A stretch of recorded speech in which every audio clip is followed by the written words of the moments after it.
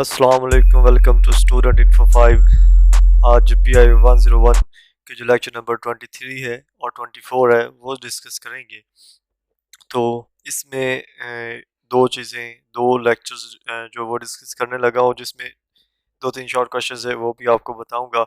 उसके अलावा अगर आप चैनल पर न्यू हैं तो चैनल को सब्सक्राइब कर दें और बेल आइकन को दबा दें ताकि आने वाली वीडियोस आपको मिलती रहें। तो लेक्चर स्टार्ट करते हैं। ये जो लेक्चर्स है प्रोटीन की जो सिंथेसिस है, यानी genetic information is converted into protein.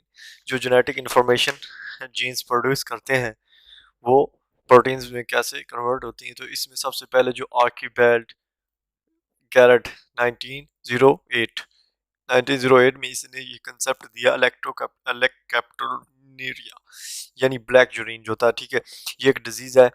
ये मोस्ट चिल्ड्रन उनमें होते हैं जिनके जो पेरेंट्स हो वो एक दूसरे के बहुत ज़्यादा रिलेटिव्स हो, यानी एक दूसरे के फर्स्ट कजन्स हो। ठीक है, उनमें ये 12.5% होती है। MCQS है कि वो कितने क्लोज हैं, जिसकी वजह से ये इलेक्ट्रोकैप्टोनीरिया जो बीमारी है वो पैदा हो रही है। ठीक है, इसमें जो सबसे पहले है कि जो मॉलिक्यूलर बेसिस होती हैं फिनोटाइप्स की, वो एक्चुअली जो होती है वो डिस्कवर होती हैं।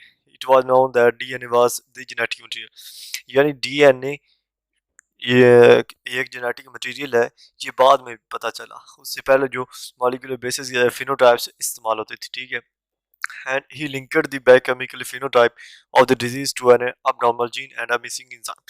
ये लिंक हुई होती है किसके साथ?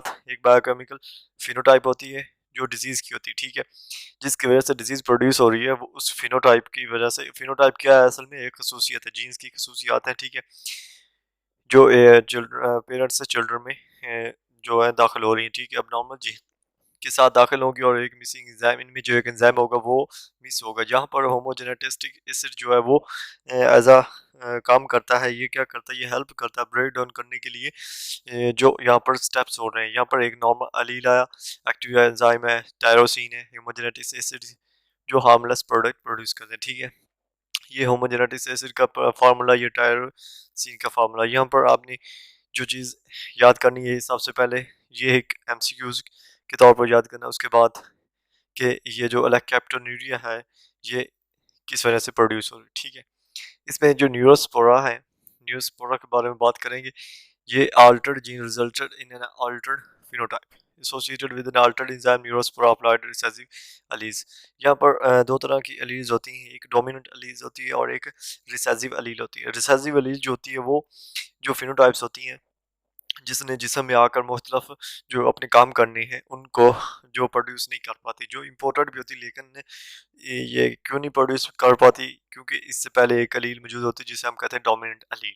ठीक है, वो जो ऑर्गेनिक कंपाउंड जो फिनोटाइप्स है हमारे जिस्म के लिए तब्दीलियाँ लाने, जिसने वो काम करना है ह्यूमन बॉडी में, वो डोमिनेंट अलीज प्रोड्यूस करेगा, ये रिसेसिव अलील नहीं करेगा। ठीक है, ये न्यूरोस्पोरा के बारे में ये थोड़ा सा बताया गया। ठीक है, इसमें एक्स रेज जो है वो क्या है, वो जो म्यूटेजन प्रोट्रॉफ्स के तौर पर एक्ट करती हैं। ठीक है, और इसमें जो कन्वर्ट हो जाती है एक्सोट्रॉफ्स में। एक्सोट्रॉफ्स क्या होती हैं? वो भी अनेबल करते हैं, वो प्रोड्यूस नहीं कर सकती कोई चीज़ भी। एक्सोट्रॉफ्स जो होते हैं, ठीक है, उनमें ये कन्वर्ट हो जाती है। सम म्यूटेंट जो होती हैं वो strains could no longer grow on the minimal media. कुछ जो म्यूटेशंस असल में है क्या? म्यूटेशन से निकला। म्यूटेशंस क्या? तब्दीलियाँ ह्यूमन जिस्म में जो तब्दीलियाँ आती हैं वो म्यूटेंट है। तो ये मिनिमम मीडिया जो मीडियम हो तो उसमें ये प्रोड्यूस नहीं कर पाती, ज़्यादा देर तक नहीं रह पाती।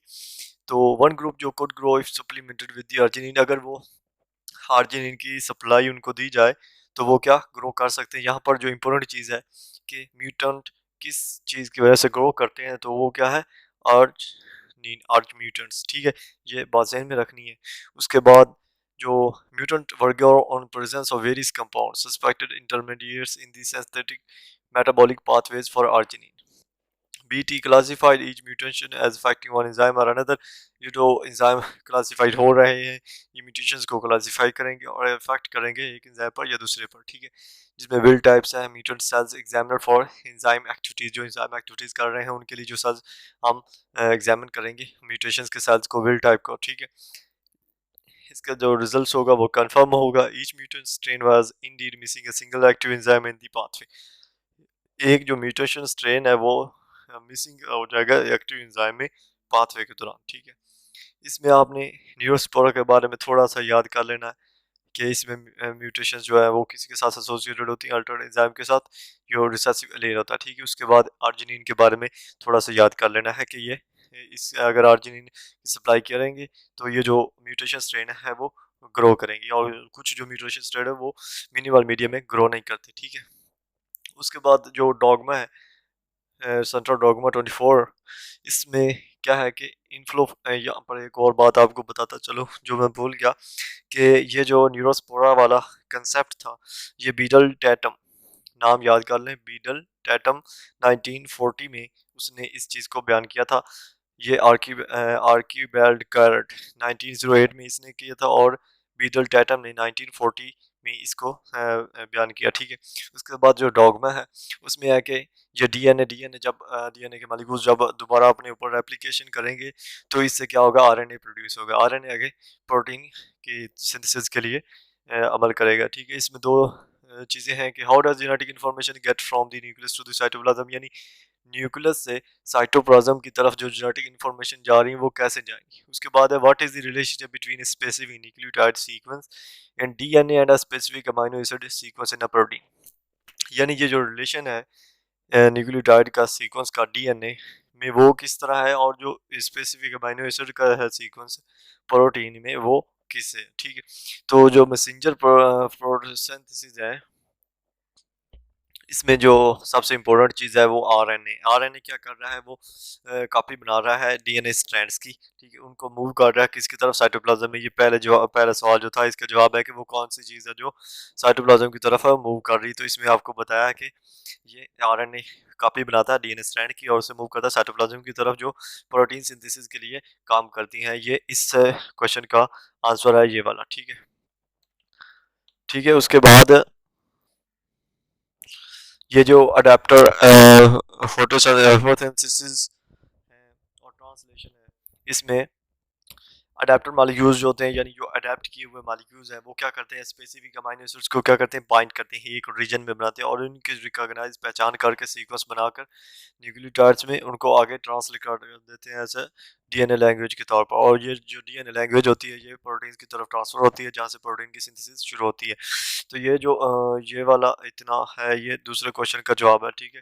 तो इस दो क्वेश्चन के जवाब इसमें, क्योंकि ये दो क्वेश्चन इन्होंने खुद बना कर दिए हैं, तो ये दोनों इंपॉर्टेंट है, एज अ शॉर्ट क्वेश्चन के तौर पर आ सकते हैं। आपने इन दोनों को अच्छी तरह से याद करना। ये 23 और 24 में दो तीन चीज़ें थी जो आपको बता दी। अगर यहाँ तक वीडियो अच्छी लगी है तो लाइक करें, शेयर करें, और चैनल को सब्सक्राइब कर दें जिन्होंने अभी तक नहीं किया।